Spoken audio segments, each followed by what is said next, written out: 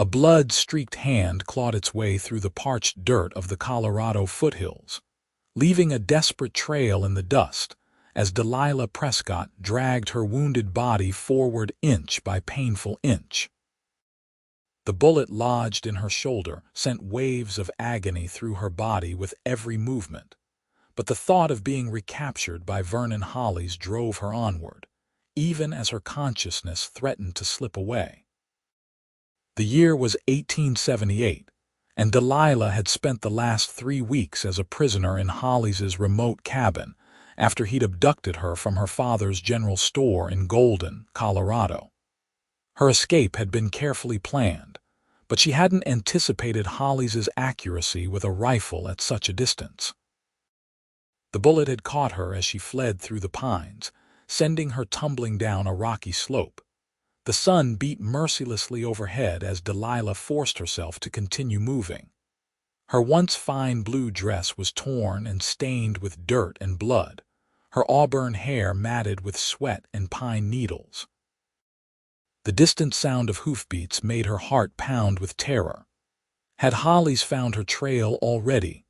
Zachary Lawson had been tracking a wounded doe for the better part of an hour when he came across something far more startling than deer tracks. Blood droplets dotted the dusty path before him, leading away from the direction of the notorious Hollis property. Frowning beneath the brim of his worn Stetson, he dismounted his chestnut mare and knelt to examine the sign. The tracks were fresh, perhaps only an hour old. Following the trail cautiously, his hand never far from the Colt revolver at his hip, Zach moved silently through the underbrush until he spotted movement ahead. What he saw made him freeze in place. A woman, barely moving, dragging herself through the dirt. Blood soaked the back of her dress, and even from a distance, he could see she was badly wounded. "Good Lord," he whispered, immediately rushing forward. Delilah heard the approaching footsteps and tried to crawl faster, her fingers digging desperately into the dirt. "Easy there," a deep voice called out, gentle but firm. "I'm not going to hurt you, madam." The man's shadow fell over her, and Delilah managed to turn her head just enough to see dusty boots and denim-clad legs. When she tilted her face upward, she met a pair of concerned green eyes beneath the brim of a well-worn hat. "Please," she gasped, her voice barely audible, "he'll come for me." Zachary knelt beside her, his expression grave as he assessed her wound. "You've been shot." "Hollis," she managed, clutching at his sleeve with blood-stained fingers. "Vernon Hollis. He took me 3 weeks ago." Recognition flashed in Zach's eyes. Vernon Hollis was known throughout the territory as a dangerous man who'd managed to stay just on the right side of the law despite numerous accusations. The disappearance of a woman from Golden had been the talk of nearby settlements for weeks, but the territorial marshals had found no evidence during their search of Hollis's property. "I'm Zachary Lawson," he said, quickly shrugging out of his jacket to wrap around her trembling form. "I've got a camp not far from here. Can you hold on if I carry you?" Delilah nodded weakly, though fear still shone in her eyes. "He has friends in town." "We'll worry about that later," Zach said firmly, sliding one arm beneath her knees and the other carefully around her back, mindful of her wound. "Right now, we need to get that bullet out and stop the bleeding." As he lifted her, she whimpered in pain but didn't struggle. Her head lolled against his chest, her breathing shallow. "Stay with me," he urged as he carried her to his waiting horse. "What's your name, Delilah?" she whispered. "Delilah Prescott." "Well, Miss Prescott," he said, somehow managing to mount his horse while holding her securely. "I promise you're safe now. Just hold on a little longer." Delilah tried to respond, but darkness swam at the edges of her vision, and she surrendered to unconsciousness as the horse broke into a careful trot. When she awoke, Delilah found herself lying on a bedroll inside a small canvas tent. The sharp pain in her shoulder had dulled to a persistent throb, and clean bandages wrapped her wound. For a moment, panic seized her as she tried to remember where she was and how she had gotten there. The tent flap opened, admitting a shaft of late afternoon sunlight along with the broad-shouldered figure of Zachary Lawson. He ducked his head as he entered, carrying a tin cup of steaming liquid. "You're awake," he said, relief evident in his voice. "I was starting to worry." Memory flooded back her escape, the gunshot, being found by this stranger. Delilah tried to sit up, but pain lanced through her shoulder and she fell back with a gasp. "Easy," Zach cautioned, kneeling beside her. "I got the bullet out, but you lost a fair amount of blood. You need to rest." "How long was I unconscious?" she asked, accepting the cup he offered. The warm broth inside smelled better than anything she could remember. "About 5 hours. It's nearly sunset now." He watched as she sipped carefully at the broth. "The bullet didn't hit anything vital, but the wound will need time to heal properly." Delilah nodded, studying him more carefully now that her mind was clearer. Zachary Lawson appeared to be in his early 30s, with sun-weathered skin that spoke of years spent outdoors.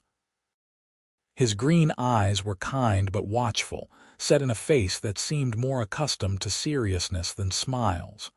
A short beard covered his jaw, neatly trimmed despite his otherwise rugged appearance. "You said Hollis took you 3 weeks ago," he prompted gently. "From Golden?" "Yes." Delilah set the cup down, her hands beginning to tremble at the memory. "My father owns Prescott's general store. I was closing up one evening when Hollis came in. He'd been persistent in his attentions for months, despite my refusals. That night, he wasn't taking no for an answer." Zach's expression darkened. "And no one's found you in all this time?" "He kept me in a root cellar most days," she explained, her voice hollow. "Only brought me up to the cabin when his men weren't around. He told everyone he was going to Denver on business, but he stayed behind while his men made the trip." Her breath caught. "My father, he must be frantic." "As soon as you're strong enough to travel, I'll get word to him," Zach assured her. "But we need to be careful. If Hollis has friends in town like you said, we can't risk them finding out where you are." "Why are you helping me?" Delilah asked suddenly, wariness replacing some of her gratitude. "You don't know me." Zach was quiet for a moment, absent-mindedly turning the worn wedding band on his left hand. "Let's just say I understand what it means to need help and not get it in time." The pain in his voice was unmistakable, and Delilah didn't press further. Instead, she asked, "Are you a hunter?" "Among other things," he answered vaguely. "I do some hunting, some trapping. I scout for the army sometimes, track down strays for ranchers when they need it." "A jack of all trades," she murmured, exhaustion beginning to pull at her again. "Get some rest," Zach said, noticing her eyelids drooping. "We're safe here for now. Hollis won't find this place." As Delilah drifted back to sleep, Zach stepped outside the tent and scanned the darkening forest around them. His campsite was well hidden in a small ravine, invisible from the main trails. Still, he knew better than to underestimate a man like Vernon Hollis. The man had a reputation for ruthlessness and connections throughout the territory. Zach checked his rifle and pistol, making sure both were loaded and ready. He had no intention of letting Hollis reclaim his captive, not while he drew breath. The night passed without incident, and morning found Delilah somewhat stronger. She managed to sit up with Zach's help and eat a small breakfast of beans and coffee. "We need to move camp today," Zach told her as he packed his few belongings. "Hollis will have men combing these hills by now." "I'll only slow you down," Delilah protested weakly. Zach shook his head firmly. "I'm not leaving you behind. There's an old trapper's cabin about 10 miles north of here. It's well hidden and we can lie low there while you heal." "And then what?" she asked, the reality of her situation sinking in. "Hollis won't stop looking for me.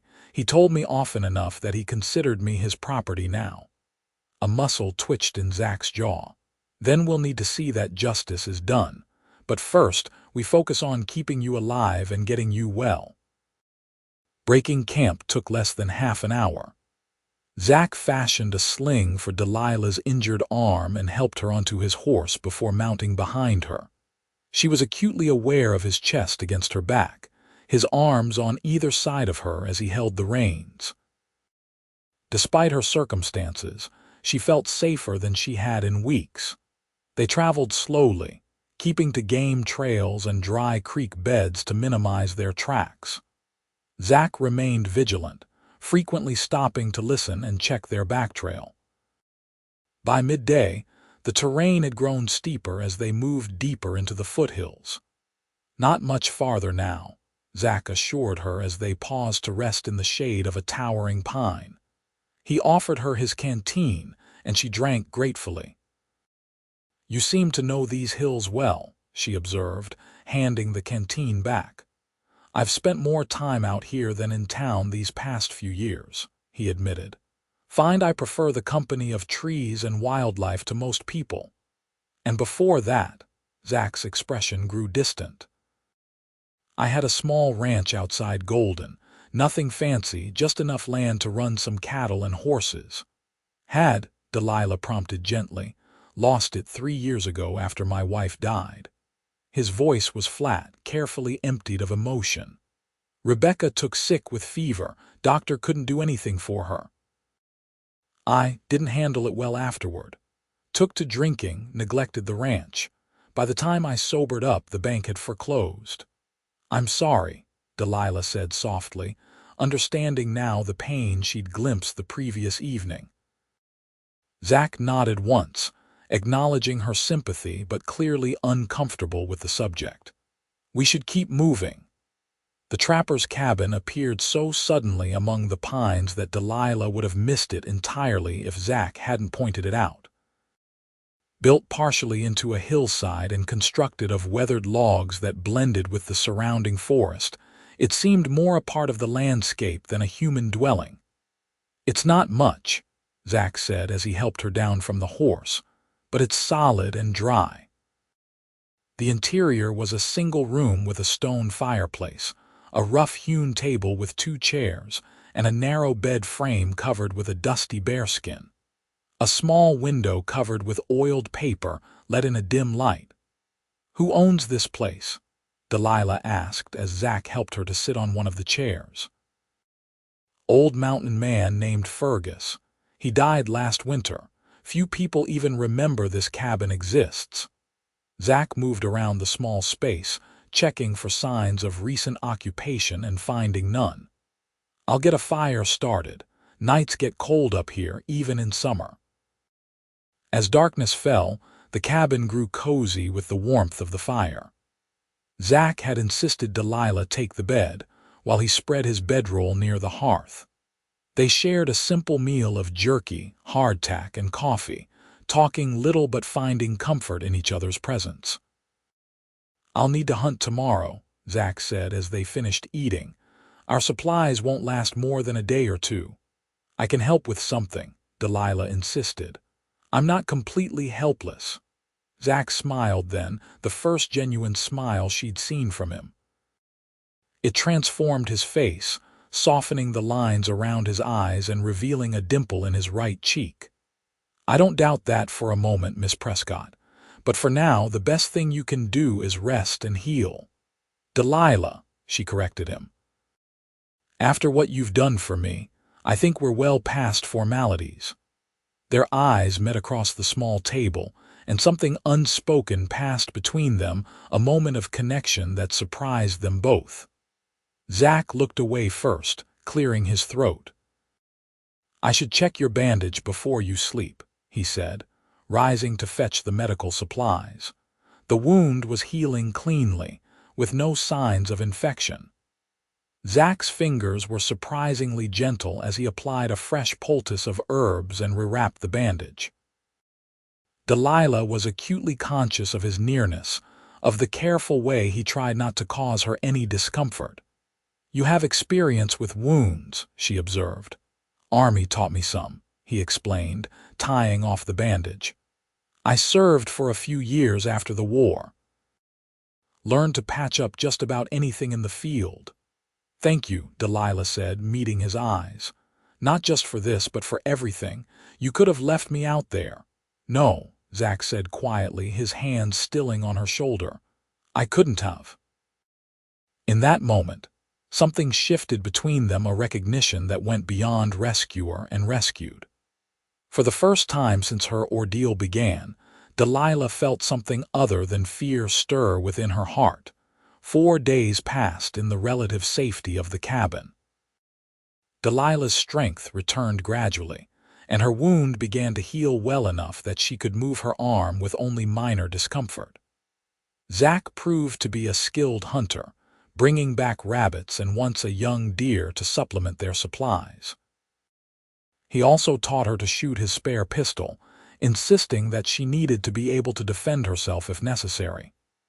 "Your stance is too rigid," he advised, standing behind her as she aimed at a knot in a distant pine. "Relax your shoulders a bit." Delilah tried to follow his instructions, but his proximity made it difficult to concentrate. Over the past days, she had found herself increasingly drawn to the quiet cowboy. His kindness, coupled with an unwavering respect for her boundaries, stood in stark contrast to her experience with Vernon Hollis. "Better," Zach approved as she adjusted her position. "Now breathe out slowly and squeeze the trigger. Don't pull it." The pistol cracked and bark flew from the tree trunk just inches from her target. Delilah lowered the gun with a disappointed sigh. "That was close," Zach encouraged. "Much better than yesterday. A few more days of practice and you'll be hitting the mark every time." "I hope I won't need to," she admitted, handing him back the weapon. Zach's expression grew serious as he accepted the pistol. "We need to talk about what happens next, Delilah. You're healing well, but we can't stay here indefinitely. Sooner or later, we'll need supplies we can't hunt or gather." "I know." She turned to face him fully, her blue eyes resolute. "I've been thinking about it.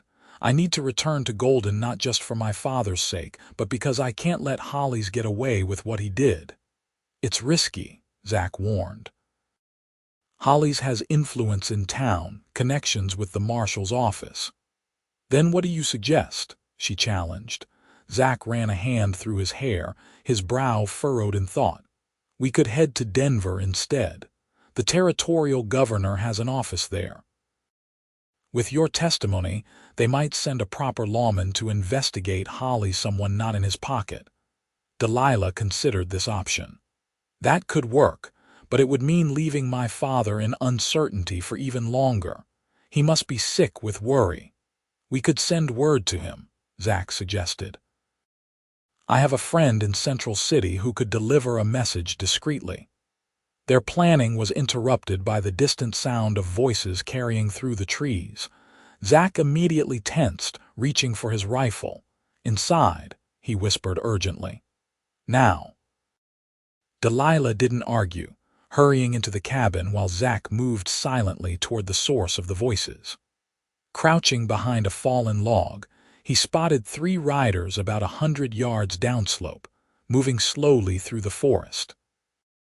Even at this distance, he recognized the man in front, Vernon Hollis himself, a stocky figure with a distinctive red beard, scanning the forest with cold determination.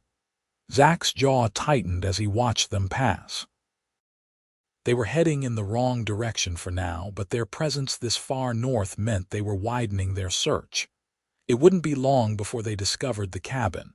Returning to the cabin, he found Delilah by the window, pistol in hand. Her face was pale but composed. "Hollis?" she asked quietly. Zach nodded. "Him and 2 others. They're moving away from us for now, but we can't stay here. We need to leave at first light tomorrow." "Where will we go?" "There's an old mining town about 20 miles northwest of here, Silverdale." It's mostly abandoned now, but there's a man there who runs a trading post. He owes me a favor and he has no love for Hollies." That night, they prepared for their journey in relative silence, each lost in their own thoughts. Delilah packed the few belongings she had acquired during their days at the cabin, while Zach cleaned his weapons and plotted their route. "Will you go back to your solitary life after this is over?" she asked suddenly, breaking the quiet. Zach looked up from his task, momentarily caught off guard by the question. "I haven't thought that far ahead," he admitted. "You don't have to help me face Hollies," she said.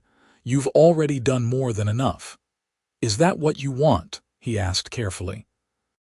"For me to leave once we reach Silverdale," Delilah held his gaze. "No," she answered honestly. "That's not what I want at all." The admission hung between them, weighted with unspoken feelings neither was quite ready to voice. Zach set aside his rifle and moved to sit beside her near the fire. "When I found you crawling through the dirt that day," he said softly, "something changed for me. I'd been just existing since Rebecca died, not really living." He hesitated, struggling to put his feelings into words. "These past days with you, despite the circumstances, I've felt alive again." Delilah reached out tentatively, her fingers brushing against his rough hand. "I think perhaps we found each other when we both needed someone most." Zach turned his hand to clasp hers gently, a simple gesture that conveyed more than words could. They sat together in companionable silence as the fire crackled and night deepened around the small cabin. Dawn brought a misty rain that shrouded the forest in gray. They set out early, Delilah now strong enough to ride on her own atop a dappled mare Zach had been leading as a pack horse. They traveled cautiously, avoiding the main trails and frequently stopping to listen for pursuers. By midday, the rain had increased to a steady downpour, soaking through their clothes despite the oilskin slickers Zach had provided.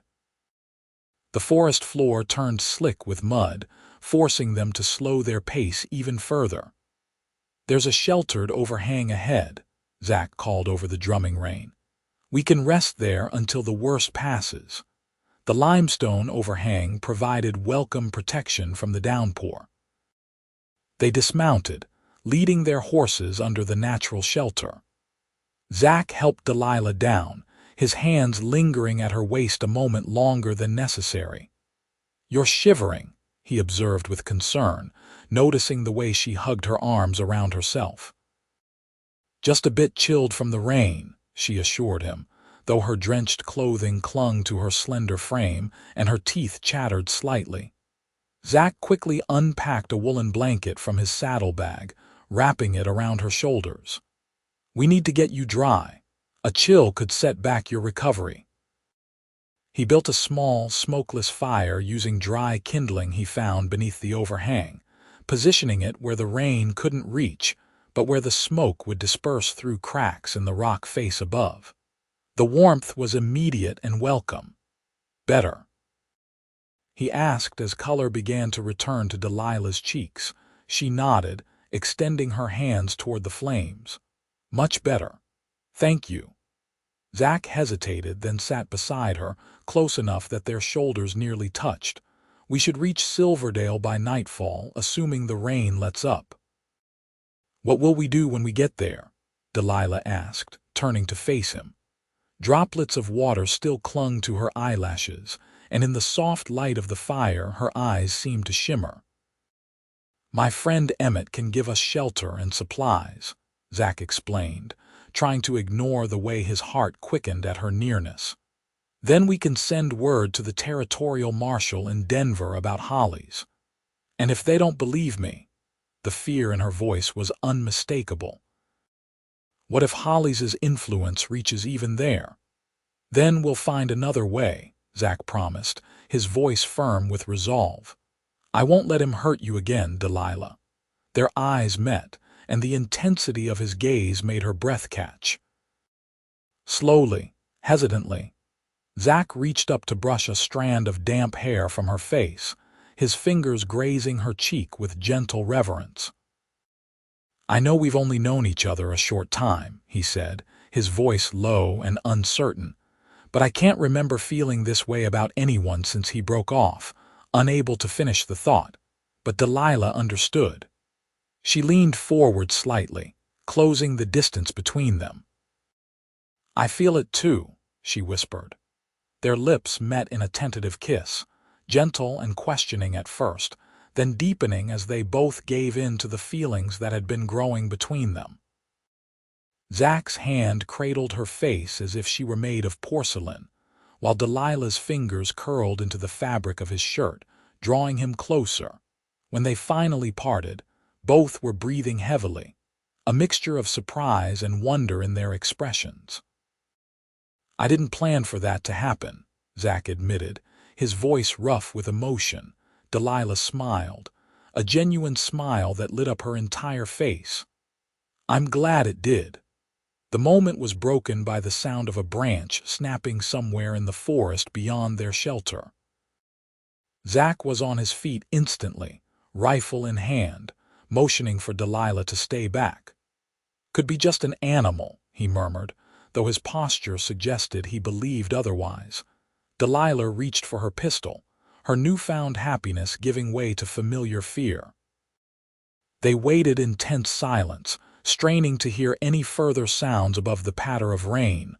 Long minutes passed with no additional noise. Eventually, Zach relaxed slightly, though he kept his rifle ready. "We should move on," he decided. "The rain's letting up, and I don't like being in one place too long." They packed quickly and mounted their horses, leaving the shelter of the overhang for the damp forest beyond. The rain had indeed lessened to a light drizzle, and patches of blue sky were beginning to appear overhead. Their journey continued for several hours without incident, the forest gradually giving way to rockier terrain as they climbed higher into the foothills. By late afternoon, they crested a ridge that offered a view of the valley beyond. In the distance, the dilapidated buildings of Silverdale were visible, clustered along a winding creek. "We made it," Delilah breathed, relief evident in her voice. Zach nodded, but his expression remained cautious. "Let's not celebrate just yet. We still need to reach Emmett's trading post without being seen." They descended carefully into the valley, keeping to the tree line rather than taking the more direct route along the old mining road.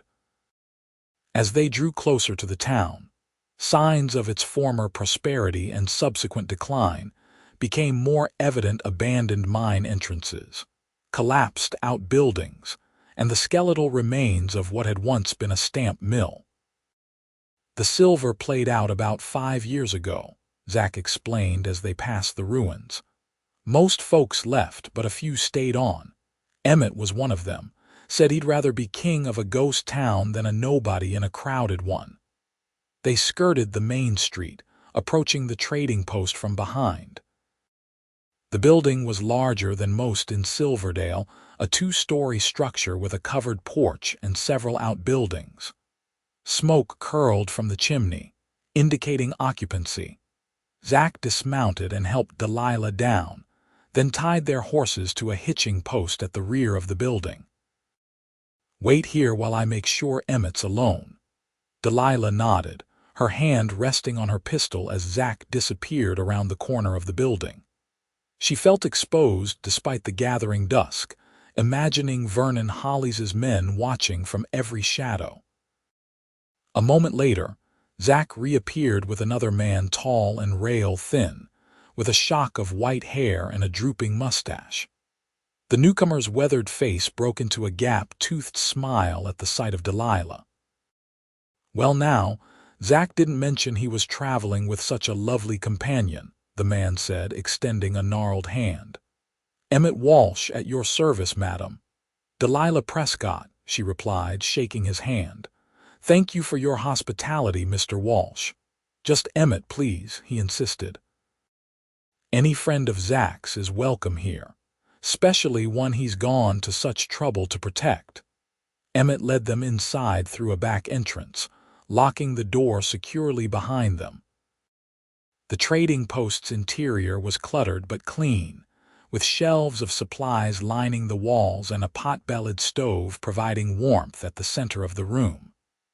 A curtained doorway presumably led to the store's front section. "I've already closed up shop for the day," Emmett assured them, gesturing for them to sit at a small table near the stove. "No one will disturb us here."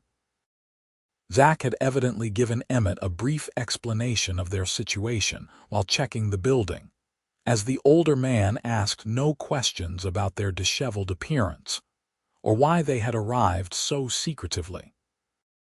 Instead, he busied himself preparing a pot of coffee and setting out bread, cheese, and dried meat.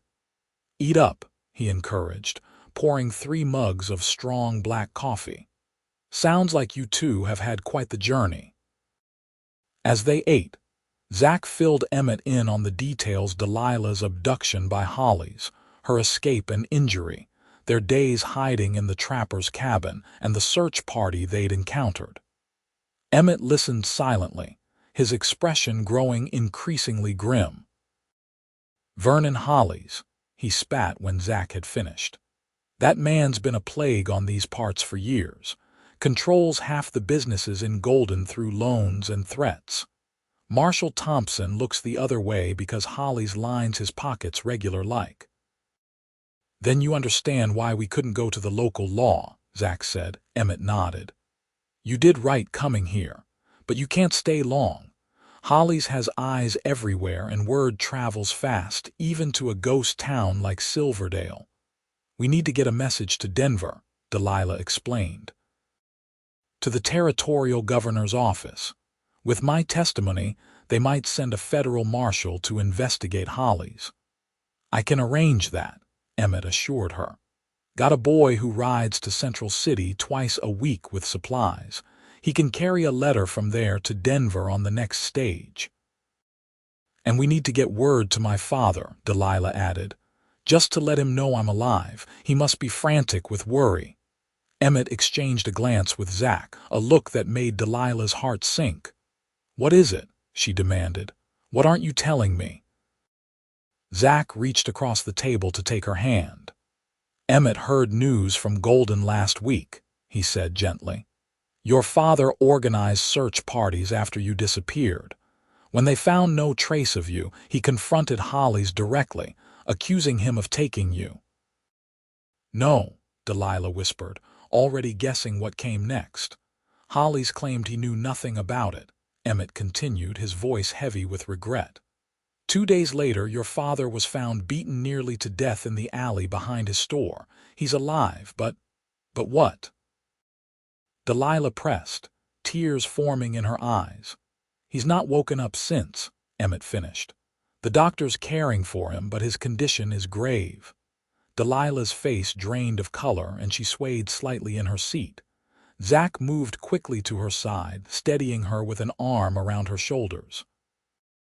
"I have to go to him," she said, her voice hollow with shock. "I need to be there." "That's exactly what Hollis would expect," Zach warned. "He's probably watching your father's bedside, waiting for you to appear." "I don't care," Delilah insisted, anger replacing her initial shock. "This is my father we're talking about. He's all the family I have left, and he was hurt because of me." "Not because of you," Zach corrected firmly. "Because of Hollis, and rushing back into his trap won't help your father." Emmett cleared his throat. "There might be another way. I know the doctor in Golden, Samuel Bailey. Good man, discreet. I could get word to him about Delilah, ask him to send updates on her father's condition." Delilah considered this, clearly torn between the need to see her father and the danger of returning to Golden. "How long would it take to get a federal marshal from Denver?" she asked finally. 3 days at the earliest," Emmett estimated, "assuming the governor acts immediately on your letter." 3 days seemed an eternity, but Delilah knew Zach was right. Returning to Golden now would only put herself back in Hollis's clutches and potentially endanger her father further. "All right," she agreed reluctantly. We'll wait for help from Denver, but I want that letter to Dr. Bailey sent immediately. I'll see to it first thing tomorrow, Emmett promised. As night settled fully over Silverdale, Emmett showed them to a small bedroom on the second floor. It's not much, he apologized, but it's clean and private. The room contained a narrow bed, a washstand with basin and pitcher, and a rocking chair near the single window. Delilah hesitated in the doorway, suddenly aware that there was only one bed. I can sleep downstairs by the stove, Zach offered, noticing her discomfort. No, she said quickly, surprising herself with her certainty. Stay, please. After Emmett bid them good night, they stood awkwardly in the small room, the earlier intimacy of their kiss seeming both recent and distant. I can sleep in the chair, Zach suggested, breaking the silence. Delilah shook her head. You need proper rest as much as I do, she gestured to the bed. We can share. I trust you, Zach. The simple statement seemed to touch him deeply. He nodded, removing his boots and gun belt while Delilah turned to give him privacy. When she turned back, he had settled on the far edge of the bed, leaving as much space for her as possible on the narrow mattress. Delilah removed her own boots and outer layers, then slipped under the quilt beside him, acutely aware of his warmth and proximity. They lay side by side in silence for several minutes, both staring at the ceiling. I keep thinking about my father, Delilah whispered finally, lying there alone. Zach turned on his side to face her, his expression somber in the dim light filtering through the window. He's not alone, Doctor. Bailey is with him, and from what Emmett says, he's a good man. It should be me there, she insisted. A tear slipping from the corner of her eye, Zach reached out tentatively, brushing the tear away with his thumb. We'll get to him, Delilah, I promise you that, but we need to be smart about it. She nodded, turning to face him fully. I don't know what I would have done if you hadn't found me that day, she admitted. I think I would have died out there.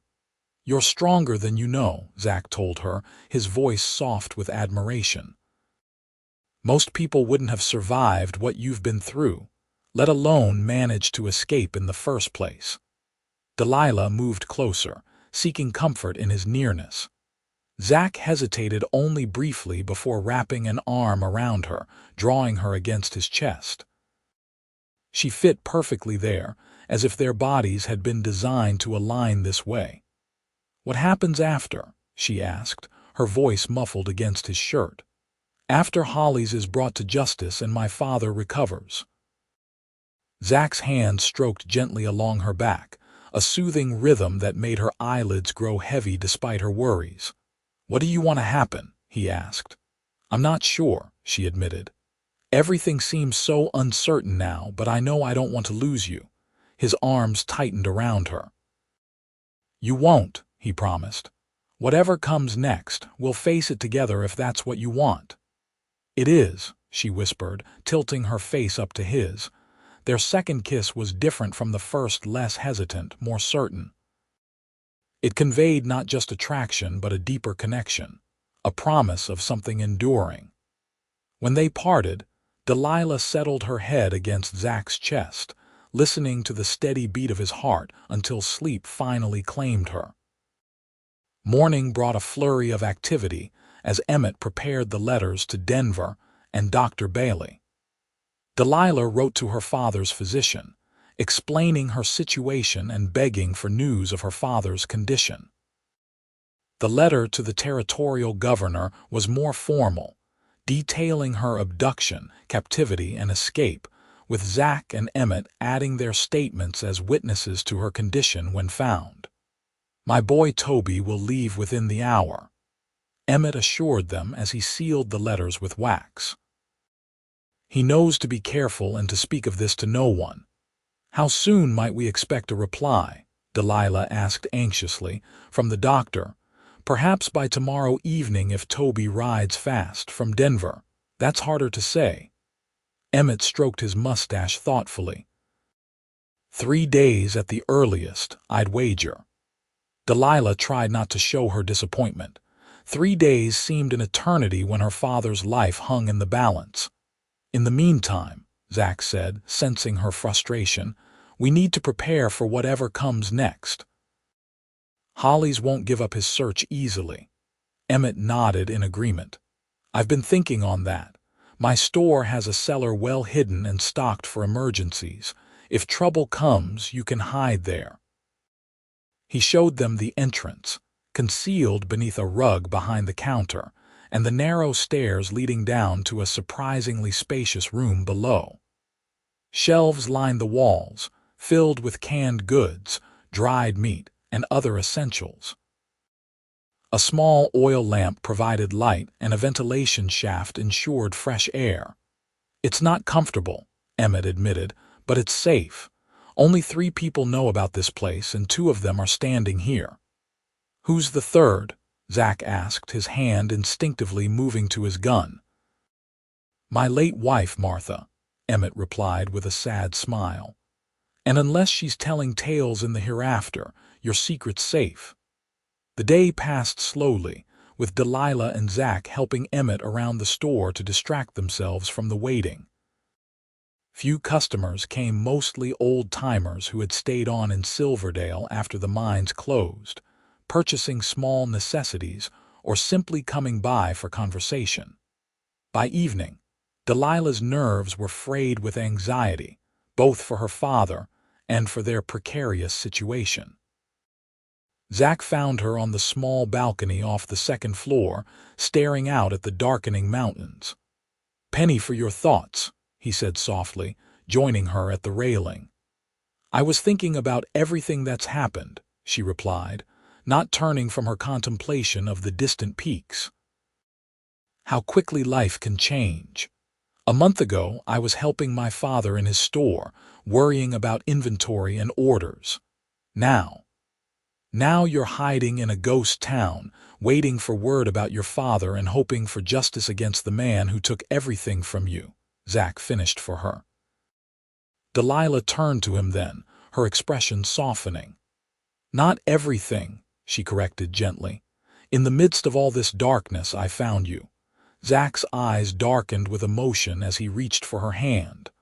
"I never expected to feel this way again after Rebecca died. I thought that part of me was gone forever." "And now?" Delilah asked, a hint of vulnerability in her question. Before Zach could answer, the sound of approaching horses broke the evening stillness. He immediately pulled Delilah away from the railing, out of sight of anyone below. "How many?" she whispered, her heart racing. "At least 4, Zach replied grimly, drawing his pistol. "Stay here while I check with Emmett." Downstairs, they found the old trader peering cautiously through the front window, his own shotgun at the ready. 4 riders, he confirmed in a low voice. "Coming up the main street slow-like, checking buildings as they go." "Hollis's men?" Delilah asked, though she already knew the answer. Emmett nodded. "Recognized Ben Harris and Tom Flynn. They ride for Hollis."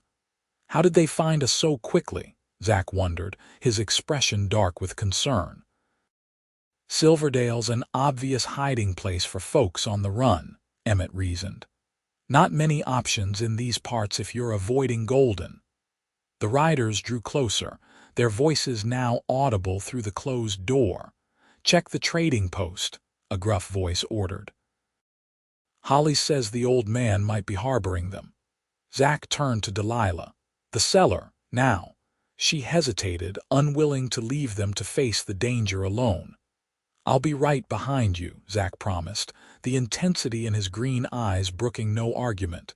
"Go." Emmett led her quickly to the hidden entrance, helping her down the steep stairs before closing the trapdoor above. The cellar was cool and dimly lit by the single oil lamp Emmett had lit earlier. Delilah pressed her ear to the ceiling, straining to hear what was happening above. Muffled voices filtered through the floorboards, Emmett's familiar rasp, followed by deeper, unfamiliar tones. She couldn't make out the words, but the tension was evident in their cadence. Suddenly, there was a loud crash, followed by angry shouting. Delilah's hand flew to her mouth, stifling a gasp. The sound of furniture being overturned and glass breaking continued for several minutes, punctuated by demands and threats. "Where are they, old man?" The voice was clearer now, directly above her hiding place. "We know you're helping them." Emmett's reply was too low to discern, but it was followed by a dull thud and a cry of pain that made Delilah's blood run cold. She reached for her pistol, determined to help, but froze at the sound of Zach's voice.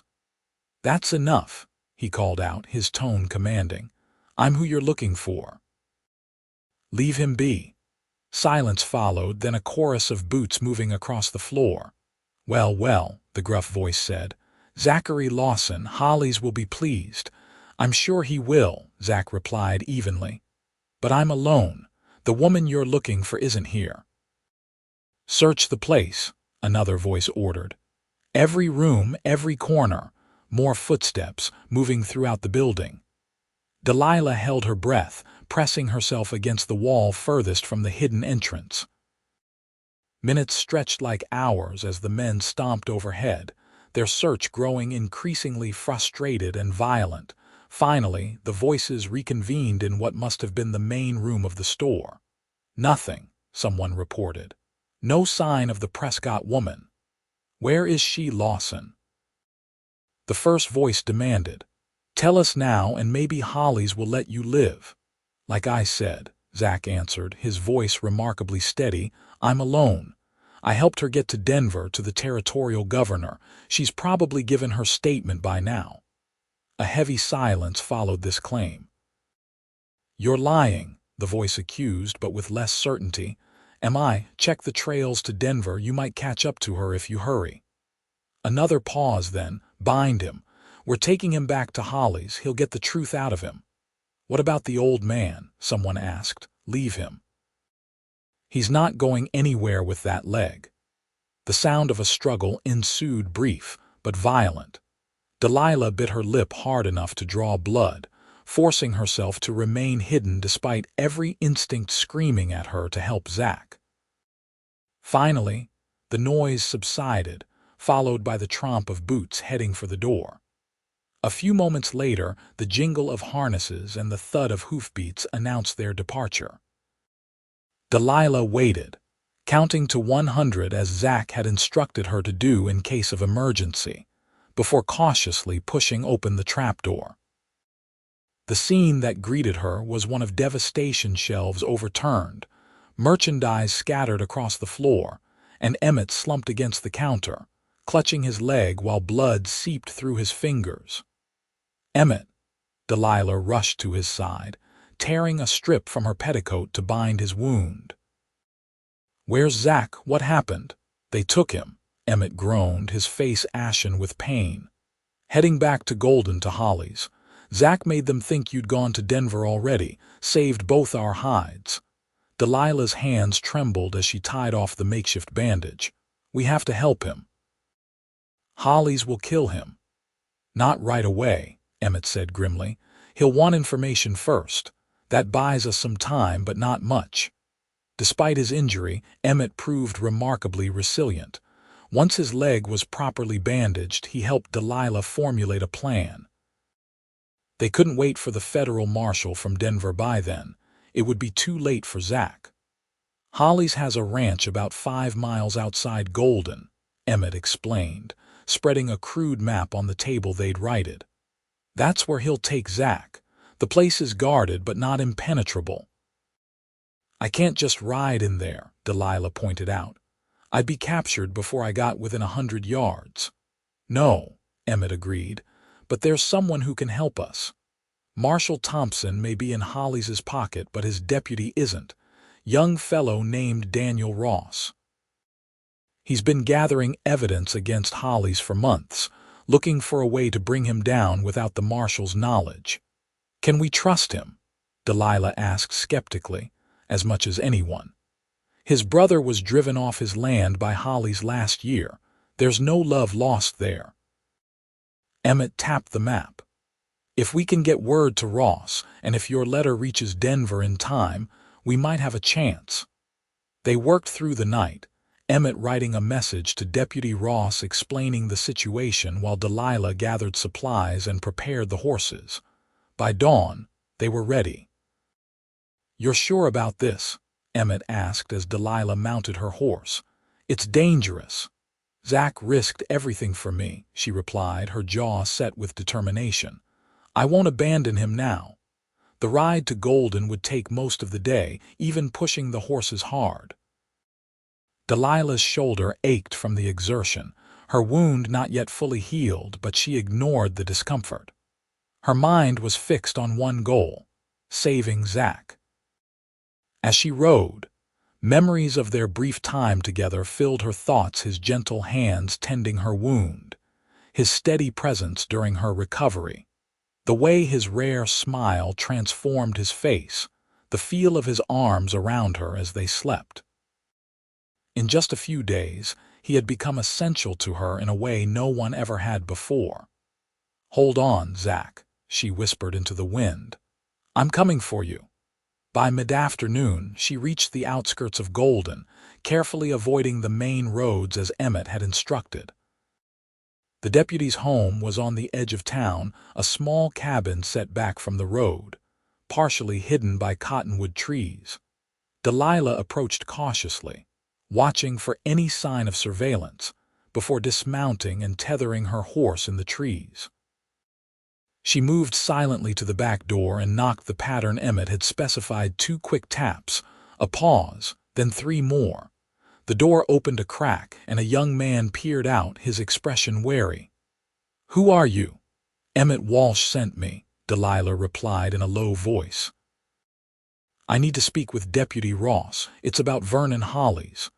The man's eyes widened in recognition. "You're the Prescott girl," he said, opening the door wider. "Everyone thinks you're dead."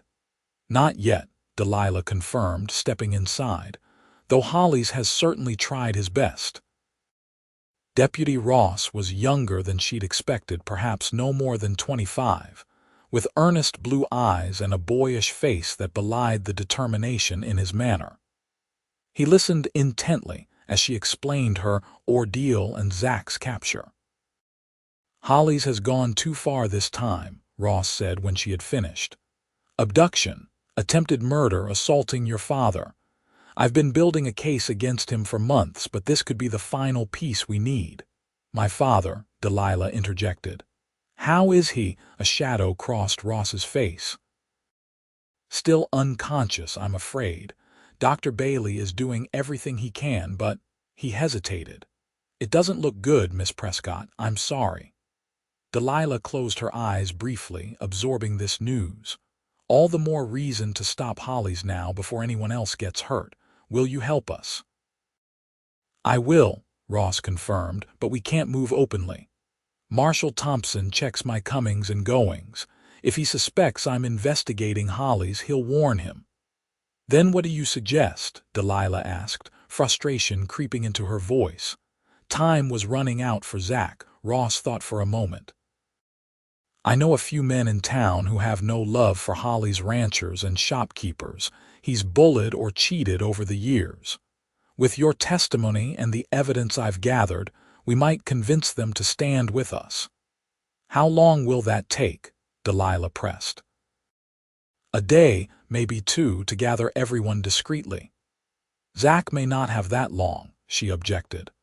"Hollis won't kill him immediately," Ross reasoned. "He'll want information first, and Zach seems like a man who can withstand questioning for a while."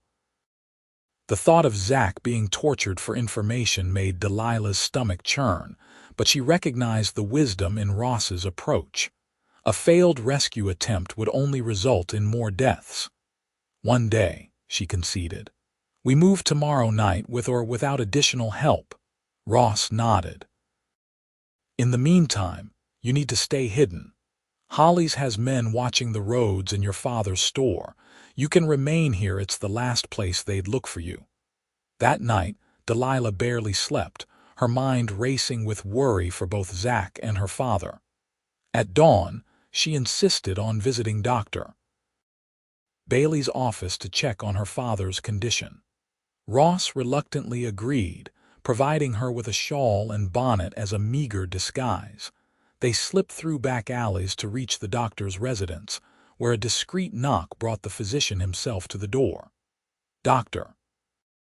Bailey was a slight man with kind eyes and a perpetually worried expression that deepened when he recognized Delilah. "My God," he whispered, ushering them quickly inside. "We all thought you were dead." "Nearly was," Delilah replied grimly. "How is my father, doctor?" Bailey led them to a small room at the back of his house, where Jonathan Prescott lay motionless on a narrow bed. Delilah's hand flew to her mouth at the sight of him, his face bruised beyond recognition, his breathing shallow and labored. "He has several broken ribs, a fractured skull, and internal injuries," the doctor explained softly.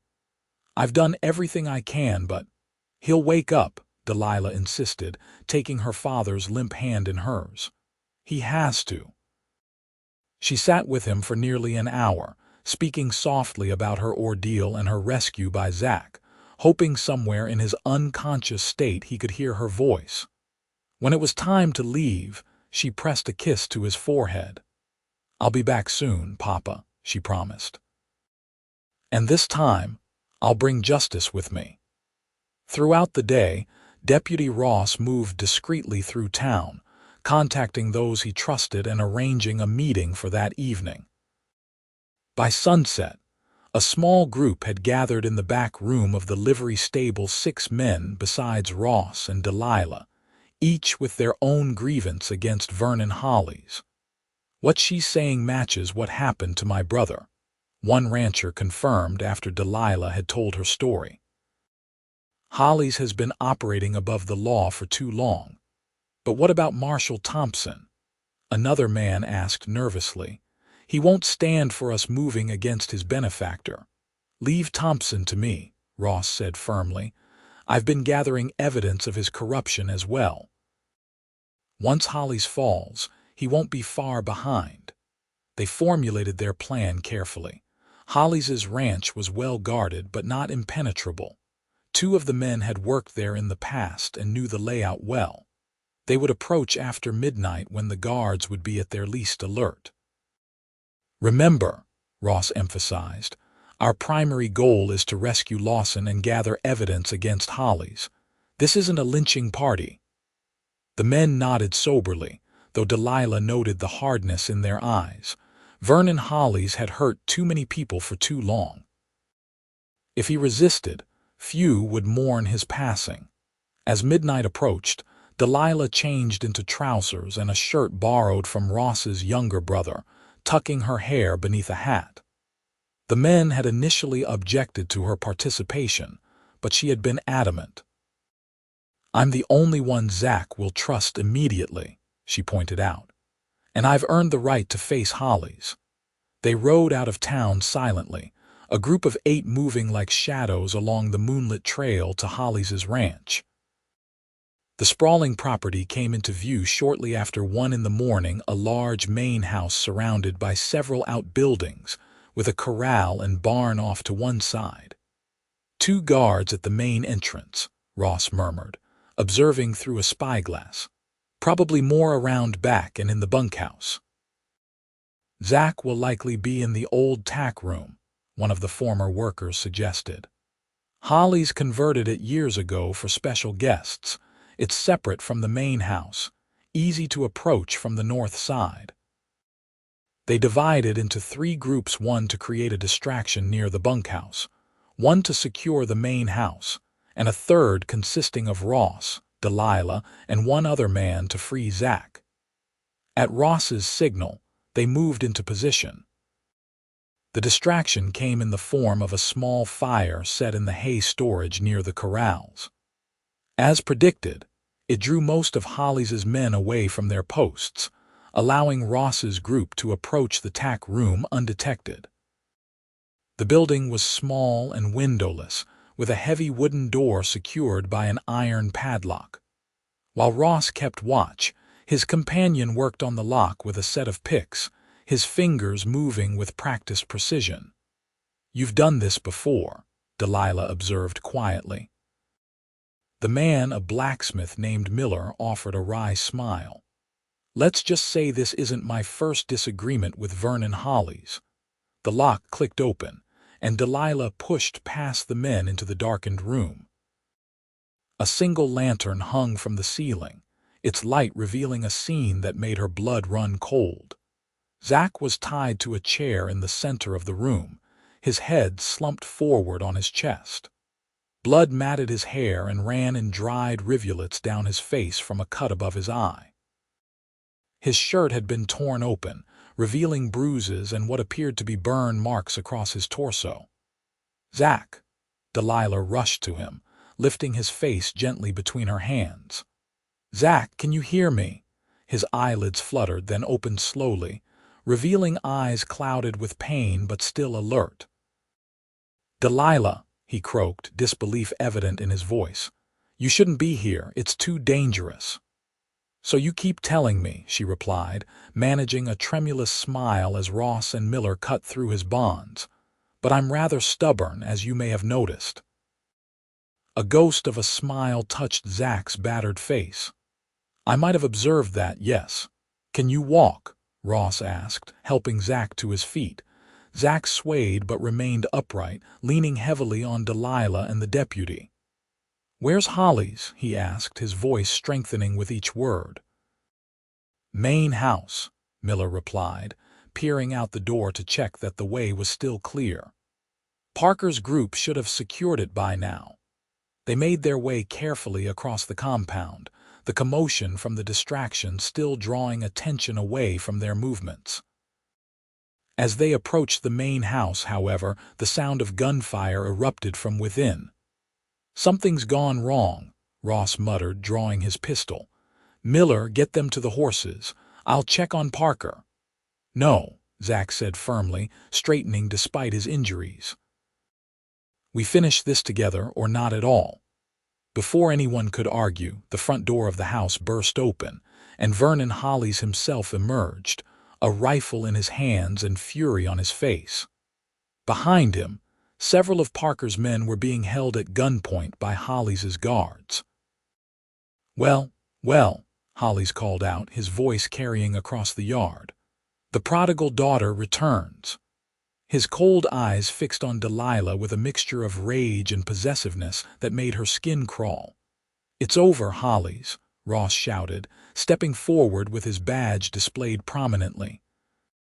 "In the name of the law, I'm placing you under arrest for abduction, attempted murder, and assault." Hollis laughed, a harsh sound devoid of humor. "What law would that be, deputy? Your boss takes my money regular as clockwork."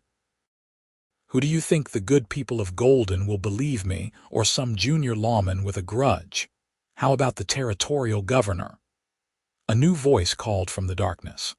All heads turned to see a group of riders entering the yard, led by a stern-faced man in a black coat. On his chest gleamed the silver star of a federal marshal. "Federal Marshal James Harker," the man announced, dismounting smoothly. "Vernon Hollis, you're under arrest by order of the territorial governor of Colorado." Hollis's face contorted with rage. "This is my land." "You have no jurisdiction here." "I have jurisdiction wherever the federal government says I do," Harker replied evenly, advancing with his men. "And I have sworn statements from Miss Prescott, Mr. Lawson, and half a dozen others detailing your crimes." For a moment it seemed Hollis might resist. His finger tightened on the trigger of his rifle and Delilah tensed, instinctively moving closer to Zach. Then, with startling suddenness, Hollis's shoulders slumped and he lowered his weapon. "You've turned the whole town against me," he said, his eyes finding Delilah's with burning hatred. "You'll regret that, girl. One day, His threat was cut short as Marshal Harker's deputies moved in, disarming him and securing his hands behind his back.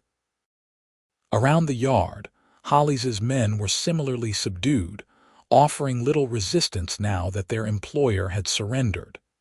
Emmett's letter reached Denver in time, Ross explained to Delilah and Zach as Hollis was led away. Marshal Harker rode out as soon as he received the governor's orders.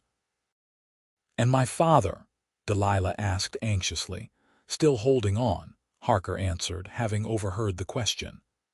"Dr. Bailey sent word this morning that there might be some improvement." Relief washed over Delilah, and she sagged against Zach, who despite his own injuries managed to support her. "It's really over," she whispered. "Yes," Zach agreed, his arm tightening around her waist. "It's over." The following days passed in a blur of activity. Vernon Hollis and his men were transported to Denver to await trial, while Marshal Thompson was suspended pending an investigation into his corruption. Deputy Ross was appointed acting marshal of Golden, a position the townspeople widely approved.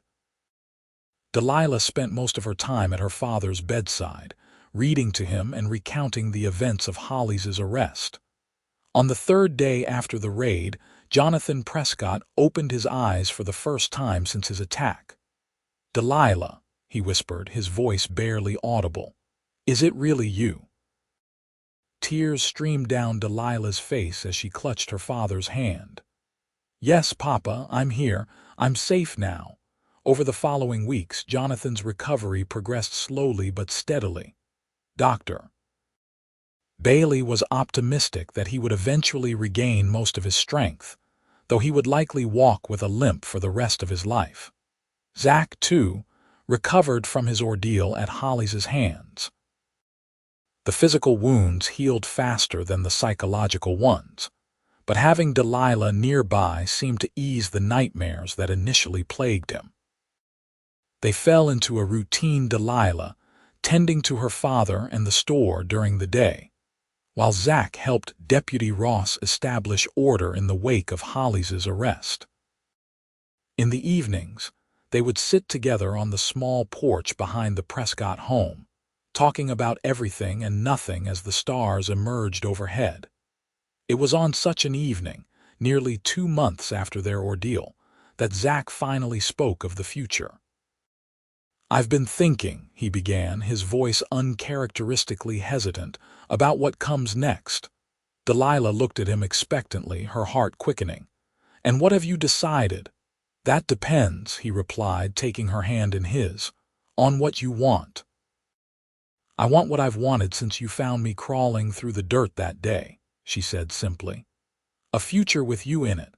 Zach's smile, that rare, transformative smile that still made her breath catch, spread slowly across his face. "I was hoping you'd say that." He reached into his pocket and withdrew a small wooden box. "I've been carrying this around for a week, waiting for the right moment." Inside the box was a ring, a simple gold band with a single small diamond. "It was my mother's," Zach explained. "I've had it all these years, never thinking I'd have reason to give it to anyone after Rebecca." "Zach," Delilah breathed, her eyes filling with tears. "I'm not a wealthy man," he continued, his voice growing more confident. "But I've saved enough to make a down payment on a small ranch outside town. Ross mentioned that the Simmons place is for sale, good land, solid house. With your father getting stronger, perhaps he could manage the store while we build something of our own." "Are you asking me to marry you, Zachary Lawson?" Delilah teased gently, though her eyes shone with emotion. "I believe I am, Delilah Prescott," he replied, his expression suddenly serious. "I know it hasn't been long, but when you find something this rare, this precious, you don't let it go." "I love you, Delilah. Will you be my wife?" Instead of answering immediately, Delilah leaned forward and kissed him a kiss that conveyed everything words could not. Gratitude for her rescue, joy in their shared survival, and most of all, the love that had grown between them through the darkest of circumstances. "Yes," she whispered against his lips when they finally parted. 1,000 times yes. They were married that autumn, with Jonathan Prescott proudly walking his daughter down the aisle despite his lingering limp. Deputy Ross, soon to be officially appointed as Golden's new marshal, served as Zach's best man. while Emmett Walsh made the journey from Silverdale to attend, his gruff exterior softening considerably when Delilah embraced him with tears of gratitude. True to their plan, they purchased the Simmons Ranch, a modest property with good water and fertile soil about 5 miles outside Golden. Jonathan continued to run the general store, regaining much of his former vigor as the months passed. Vernon Hollis was convicted of multiple crimes and sentenced to 20 years in the territorial prison, effectively ending his reign of terror over the region. As the seasons changed and their first year of marriage approached, Delilah and Zach found themselves settling into a life neither had dared imagine in the aftermath of their initial meeting. The ranch prospered under their care, with a small herd of cattle and several fine horses that Zach trained himself. One evening, as they sat on the porch of their home watching the sunset paint the distant mountains in hues of gold and crimson, Delilah took Zach's hand and placed it gently on her abdomen. "I've been waiting for the right moment to tell you," she said, her eyes shining with happiness. "Dr. Bailey confirmed it yesterday. We're going to have a baby." Zach's expression transformed from surprise to wonder to joy in the span of heartbeats. He gathered Delilah into his arms, holding her as if she were the most precious thing in the world, which, to him, she was. "A family of our own," he whispered against her hair. "I never thought I'd be so blessed again." Delilah leaned back to look into his eyes, finding them suspiciously bright with unshed tears. "From the darkest moments come the greatest blessings," she said softly. "If Hollis hadn't taken me, if I hadn't escaped and been shot, if you hadn't found me crawling through the dirt that day." If, Zach murmured, touching his forehead to hers. "Too many chances for things to have gone differently, but they didn't. You came into my life when I'd given up on happiness, and now I can't imagine a world without you in it."